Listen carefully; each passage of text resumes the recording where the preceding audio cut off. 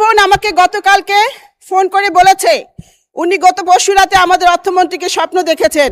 মাননীয় মন্ত্রী, আপনাকে আমরা সামনেও দেখি, স্বপ্নেও দেখি। তারা পৃথিবীর যেখানেই থাকুক ওই ফিরিয়ে এনে তাদেরকে ডিম থেরাপি দিয়ে তাদের এই টাকা আদায় করতে হবে। মাননীয় স্পিকার, আমি ভীত সন্ত্রস্ত বোধ করছি। অলমোস্ট ওয়ার্নিং এর মতো বক্তব্য এসেছে। রেহানা আক্তার রানু, আপনি এ বিষয়ে একটি প্রশ্ন করতে পারেন, ইফ ইউ হ্যাভ এনি। মাননীয় স্পিকার, আপনাকে আবারও ধন্যবাদ। আমাদের মন্ত্রী অনেক ভালো মানুষ এবং একজন কাজের মানুষ, আমারও প্রিয় মানুষ, প্রিয় নেতা। আমি মন্ত্রীর কথায় আশাবাদী হয়েছি, কিন্তু দুশ্চিন্তা মুক্ত হতে পারিনি। উনি নিলামে সম্পত্তি বিক্রি করার কথা বলেছেন, আমিও দাবি জানিয়েছি, কিন্তু যেটা শুনেছি যে তারা যে টাকা লুট করেছে, তাদের যে সম্পত্তি বাংলাদেশে আছে, তারা তার চেয়ে 10-12 গুণ বেশি টাকা লুট করেছে। তো সেজন্য নিলামে টাকা বিক্রি করে সম্পত্তি বিক্রি টাকা আদায় সম্ভব নয়। মাননীয় স্পিকার, এক নারী বোন আমাকে গতকালকে ফোন করে বলেছে উনি গত পরশু রাতে আমাদের অর্থমন্ত্রীকে স্বপ্ন দেখেছেন। উনি স্বপ্নে দেখেছেন অর্থমন্ত্রী উনার টাকা ফিরিয়ে দিয়েছেন। মাননীয় স্পিকার, আমার এই বোনের স্বপ্ন কি পূরণ হবে? এই স্বপ্ন কি মাননীয় স্পিকার সত্যি হবে? মাননীয় স্পিকার, গত 4 জুলাই মাননীয় মন্ত্রীর চট্টগ্রামের বাসার সামনে গ্রাহকরা মানববন্ধন করেছে এবং মাননীয় মন্ত্রীর সাথে দেখা করে তাদের আকুতি জানিয়েছে। আমি খুশি হয়েছি, কারণ গ্রাহকরা জায়গা মতোই পৌঁছেছে এবং জায়গা মতোই গেছে। মাননীয় স্পিকার, আমাদের মাননীয় প্রধানমন্ত্রী, জনগণের প্রধানমন্ত্রী মাঝে মাঝে বিরোধী দলের মুডে চলে যান।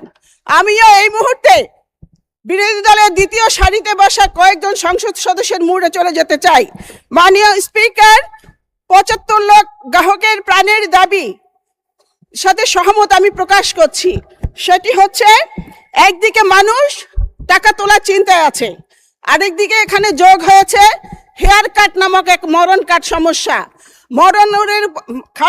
মরার উপর খাড়ার গা। মাননীয় স্পিকার, আমি মাননীয় মন্ত্রীকে বিনয়ের সাথে প্রশ্ন করতে চাই, আমি জানতে চাই যে ব্যাংক ডাকাতদের ডাকাতির এবার কেন আমানতকারীদের নিতে হবে? আমানতকারীদের কি অপরাধ? আমানতকারীদের অপরাধ হচ্ছে যে তারা বিশ্বাস করে ব্যাংকে টাকা রেখেছিল। মাননীয় স্পিকার, 75 লাখ গ্রাহকের দাবির সাথে সহমত পোষণ করে আমারও দাবি, হেয়ার কাট নামক এই মরণ কাটটি প্রত্যাহার করতে হবে, প্রত্যাহার করতে হবে, প্রত্যাহার করতে হবে। বক্তব্য পরিষ্কার, যারা জনগণের টাকা লুট করেছে। মাননীয় সদস্য প্রশ্ন করেন, ছোট করেন প্লিজ, প্রিসাইজ করেন।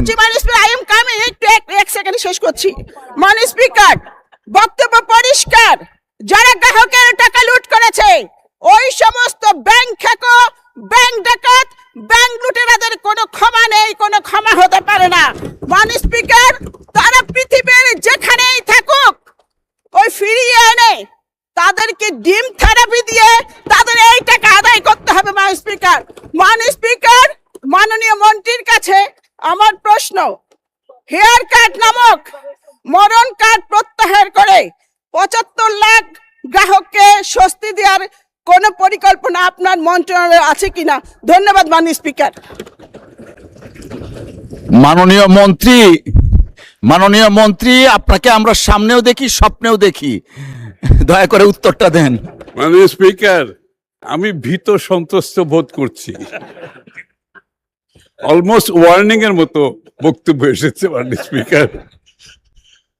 স্পিকার, আমি আগেই বলেছি এটা একটা হৃদয় বিদারক ঘটনা ঘটেছে এবং একটি নির্বাচিত সরকারের দায়িত্ব এটার সঠিক সমাধান দেওয়া।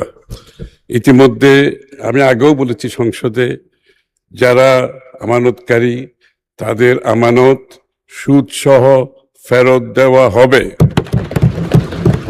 ইনশাআল্লাহ। তবে একটু ধৈর্য ধরতে হবে, কারণ এই ব্যাংকগুলো সবগুলোই লোকসানের মধ্যে আছে এবং লোকসান কিন্তু প্রতিদিন বাড়ছে। লোকসানই একটা ব্যাংকে আপনার যেখানে তার আমানতে ফিরিয়ে দিতে পারছে না এবং তাকে সুদ দেওয়া যে কত কঠিন সেটা আপনারা বুঝতে হবে। তারপরও একটি নির্বাচিত সরকার জনগণের স্বার্থ সংরক্ষণে আমরা নিশ্চিতভাবে তাদের আমানত এবং সুদ ফেরত দেওয়া হবে, কিন্তু এটার জন্য একটা